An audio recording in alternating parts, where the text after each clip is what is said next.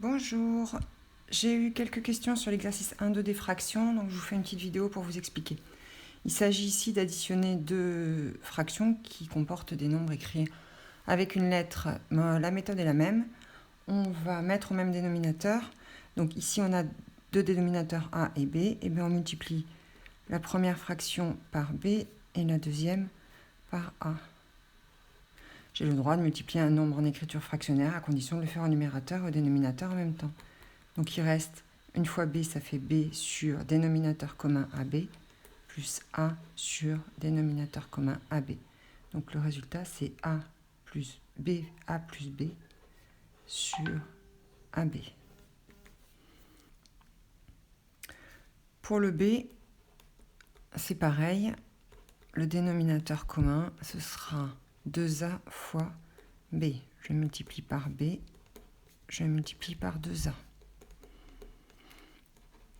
Ça fait 3B plus 10A sur 2AB. Aucune simplification n'est possible.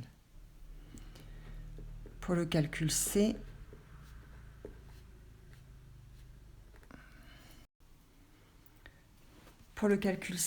on constate qu'on a déjà le A ici et on a un A ici. Donc pour mettre au même dénominateur, on va simplifier un petit peu. On va uniquement multiplier par B le premier et par 2 le deuxième quotient.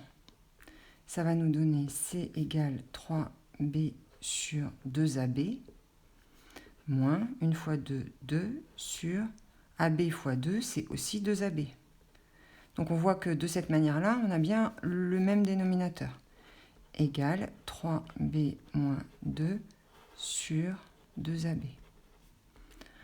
Qu'est-ce qui se serait passé si vous aviez multiplié le premier quotient par AB et le deuxième par 2A? Vous auriez eu partout un A ici et un A, et ici on aurait eu 2A carré.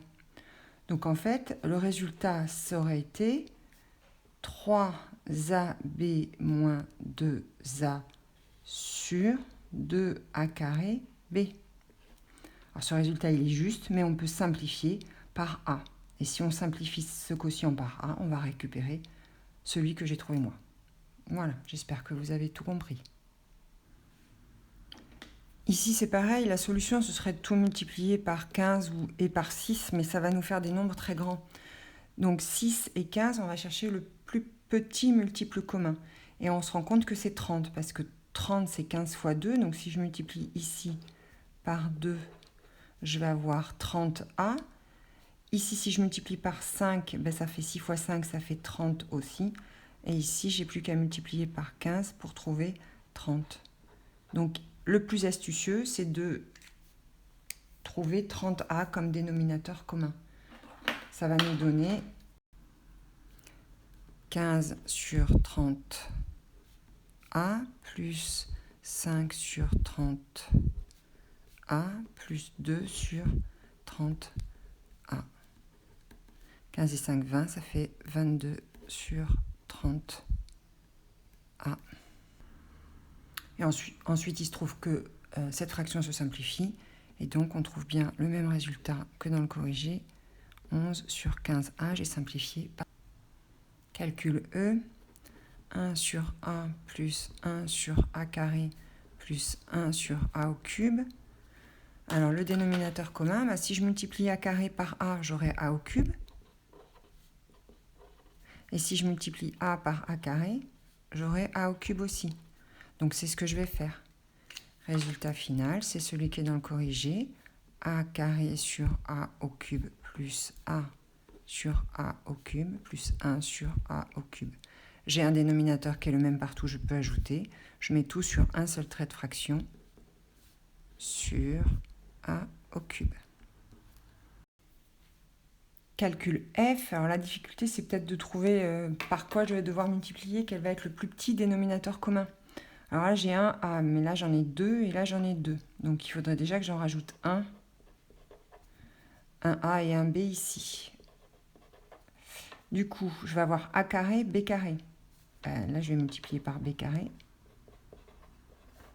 Et là, je vais multiplier par A carré. Voilà. Donc là, mon dénominateur commun, si je vérifie, ça fait a carré, b carré, a carré, b carré, a carré et b carré. Donc on est bon. Ça va donner 2ab plus 3b carré plus 4a carré, le tout sur a carré, b carré. J'ai aussi eu des questions sur l'exercice 1.5. Donc, je fais un corrigé détaillé. Il s'agit d'utiliser les puissances. Donc, a carré sur a5 multiplié par a puissance 7 sur b puissance 3. Bon, ben, je vais regrouper les puissances d'un même nombre. Ici, j'ai a puissance 7 sur a puissance 5.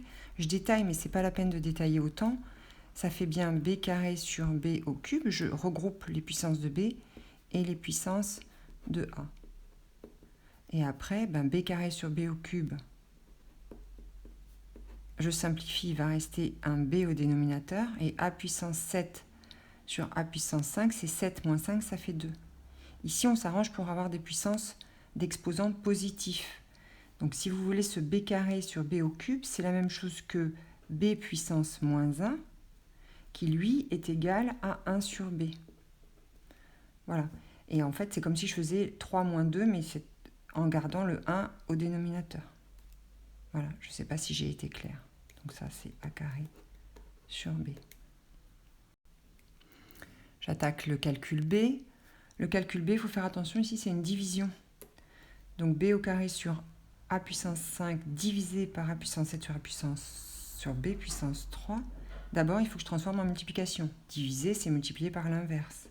Donc a puissance 5 que je multiplie par b puissance 3 sur a puissance 7. Et ici, ben, j'ai plus qu'à appliquer les propriétés sur les puissances. Ici, j'ajoute les puissances. 5 et 7, ça fait 12. Voilà. Je termine avec le calcul C que j'ai écrit ici. Et je regroupe, toujours pareil, je regroupe les puissances de a. 3 et 2, en fait, vous pouvez tout mettre sur une seule fraction, puisque pour multiplier, on multiplie les numérateurs entre eux, les dénominateurs entre eux. C'est peut-être ça pour lesquels je n'avais pas été claire. Voilà. Ça, c'est la même chose que le nombre que je suis en train d'écrire ici. Ça, je peux le faire. Donc maintenant, je vais regrouper. Ça, c'est 3 fois a puissance 5 multiplié par b puissance 7 divisé par b au carré fois b, ça fait b au cube, 2 fois a puissance 4. Et là, je refais la même chose que tout à l'heure sur mes exposants. Donc 5 moins 4, ça fait 1. Le 3 demi, il reste a puissance 1, mais je ne l'écris pas. Et ici, b puissance 7 moins 3. 7 moins 3, ça fait 4. Voilà. Que je peux aussi écrire comme ça.